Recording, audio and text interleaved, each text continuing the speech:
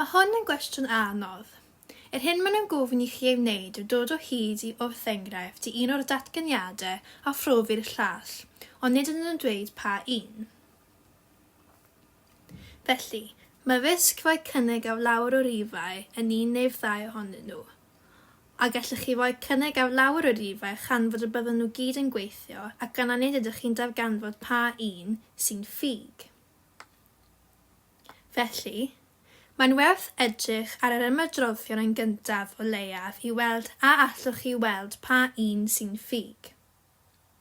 Ac un peth rydyn ni'n ei wybod yw bod a minus b sgwar yn hafel i a sgwar minus 2ab plus b sgwar.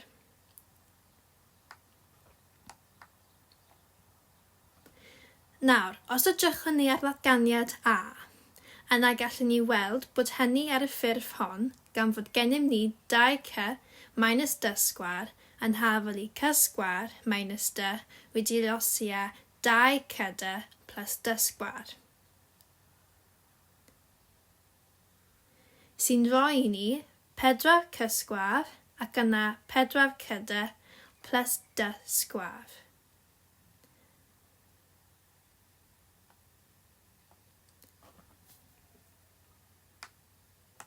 Gallwn weld bod gennym y ddau ddawn yma ac yma, ond mae gennym ni ddawn ychwanegol hefyd. Ac felly gallwn weld bod yr un hon yn anghywir. Na bydd ddau ohonoch chi'n gallu sylwi hwn heb ysgrifennu'r holl bethau rydw i newydd eu hysgrifennu mas, ac ni fyddai ddau ohonoch chi wedi sylweddoli o gwbl. Ond yn sicr, mae'n werth meddwl amdano'n algebraidd a nodi ychydig o ddawnau laf fel nad ydych chi'n gwastraffu amser yn y pen draw.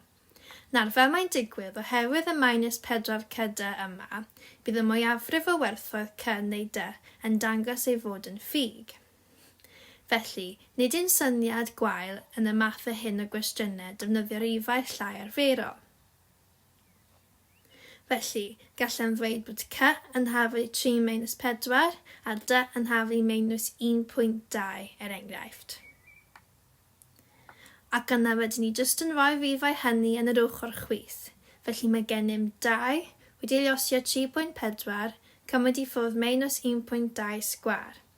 Ac yna ar yr ochr dde bydd gennym 4 wedi liosi a 3.4 sgwar minus 1.2 sgwar. Yna, gan ddefnyddio'r cyfrifiannell, gwelwn fod yr un cyntaf yn dod i 64 a bod yr un yn dod i 47.6 oes.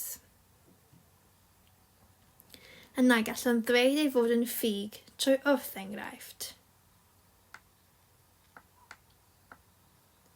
Felly, roedd hynny'n ran A. Ar gyfer ran B, rydym bellach yn gwybod pa ddatganiad sy'n wir, ac felly gallwn ei brofi.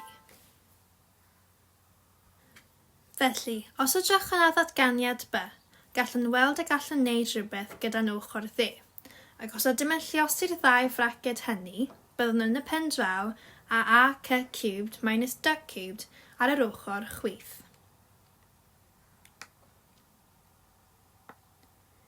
Yn cyd-fynd â hynny, rydym yn cael 2c minus d wedi liosi a 4c sgwar plus 2cd plus d sgwar.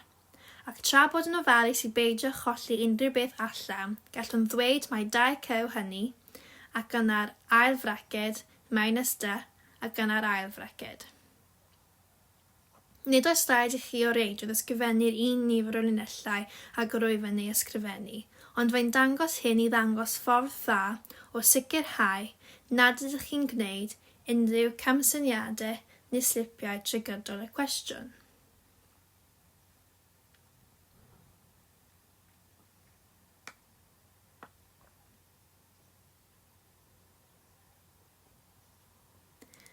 Iawn, felly mae 2c times 4c sgwar yn rhoi 8c cubed, 2c times 2cd yn rhoi 4c sgwar d, ac mae 2c times d sgwar yn rhoi 2cd sgwar.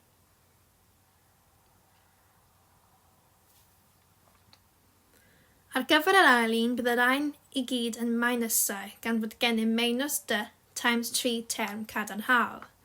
Byddaf hefyd yn eich ysgrifennu i'w cael yn yr un drefn yn trefn yr wyddor ac y bydd yn ei gwneud i'n haws wedyn edrych ar ei draws a gweld beth allwn ni gael gwared arno. Felly, mae gennym a minus 4c sgwar d minus d cyda sgwar minus d cube. Ac yna gallwn gansaf a'i darnau allan. Mae gennym 4c sgwar tynnu 4c sgwar d. Mae gennym 2 cyda sgwar tynnu 2 cyda sgwar. Felly o'r diwedd gallwn ysgrifennu 8c cubed minus d cubed, sef yr hyn yr oedd am eisiau ac felly gallwn rhoi tic bach i'n hunain. Y cwestiwn hyn yn delio ag agwedd bwysig iawn ar y fathemateg sef prawf, ac yn eich lefel A fydych chi'n edrych ar brawf trwy ddidyniad, trwy flinder a gwrthprofi trwy wrth-esiampl. Mae gan y cwestiwn hwn 2 esiampl, wrth ni wrthprofi trwy wrth-esiampl yn rhan A a ddefnyddio prawf trwy ddidyniad yn rhan B.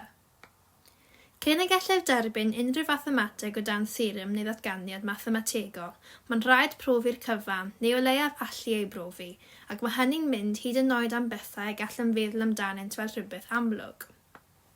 Felly enghraifft, os ydym yn ychwanegu 2 eilrif gyda'i gilydd, rydym yn cael eilrif. Felly rhywbeth eithaf amlwg, ond mwyn ei brofi, mae'n rhaid i ni wneud rhywfaint o waith. Felly ar gyfer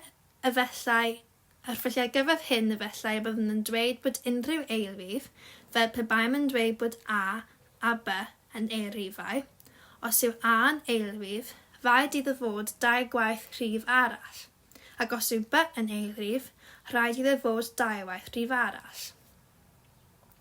Felly, pan rydyn ni'n adio'r rheini at ei gilydd, rydyn ni'n cael 2 lluosia m plus n, sydd yn wir eilrif, sy'n profi hynny.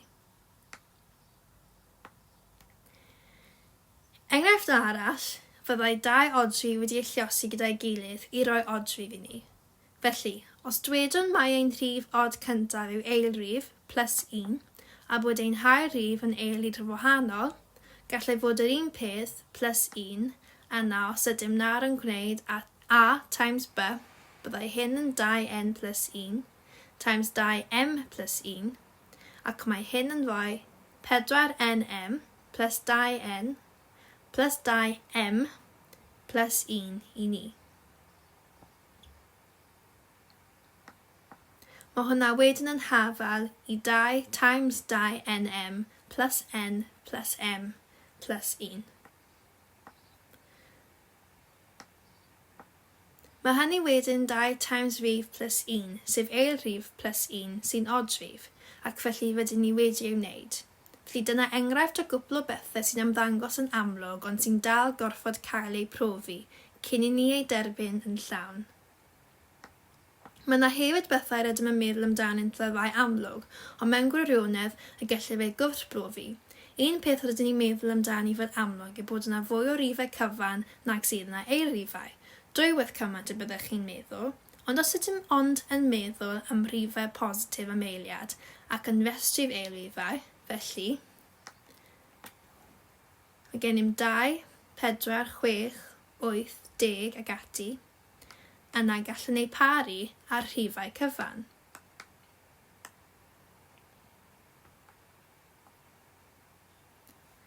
Nawr bydd rhaid i ni wneud ychydig mwy o waith i brofi hyn y tu hwnt i amheuaeth, ond gallwn ni weld gan fod y ddwy restr hyn yn mynd ymlaen am gyfnod amhenodol ac yna anfeidrol, yna bydden nhw bob amser yn cyfateb, ac felly mae cymaint o eilrifau ac sydd yn gyfan, sy'n ymddangos yn wrthi'n neu hyd yn oed yn ryfedd, ond mewn gwirionedd mae'n wir.